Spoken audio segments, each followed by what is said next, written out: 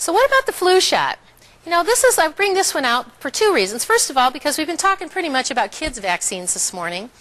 But influenza, for the most part up until this year, was an adult vaccine. But as of June of 2002, when I was in Atlanta, they are now recommending the flu vaccine starting at 6 months of age and every year for the rest of their life. And if they're starting it when they're 9 years of age and they hadn't had a vaccine yet, they're recommending a double dose. And there are no thimerosal-free flu vaccines available on the market in any age group.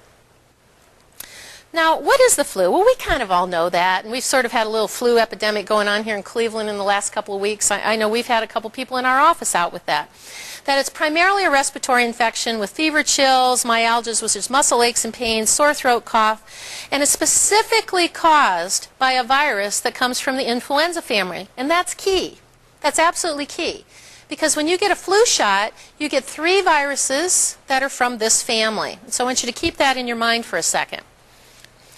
So the flu vaccine is reported to prevent somewhere between 70 and 90% of infection caused by that specific virus. So you've got some high probabilities going on here, okay? You have to run into that specific virus to get any protection from it. And the vaccine works best in healthy adults. Who do we give the vaccine to generally? The elderly and the infirm, and people with lung diseases, and people who aren't very healthy. That's who we give it to.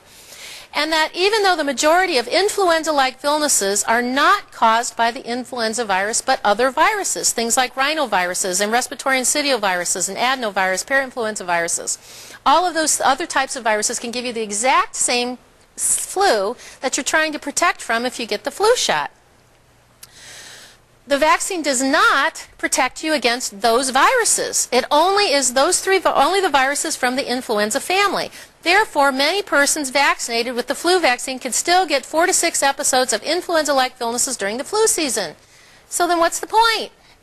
I mean, what's the point of injecting 3 miscellaneous viruses into your body? And we're going to talk about viral contaminants in a few minutes, so keep that in the back of your mind. And you're getting thimerosal, extra mercury in there. So what's the point?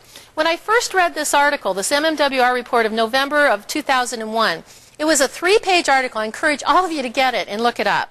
Because it was just a 3-page report, and what it was actually talking about was during the time we had the anthrax scare that was going on. So they came out with this paper to sort of say what the difference would be between symptoms of anthrax versus the symptoms of the flu. And when I read this, they all but say in their own language, these are quotes, that it doesn't work. Or it only works under these very specified mechanisms. So it was kind of like, what's the point?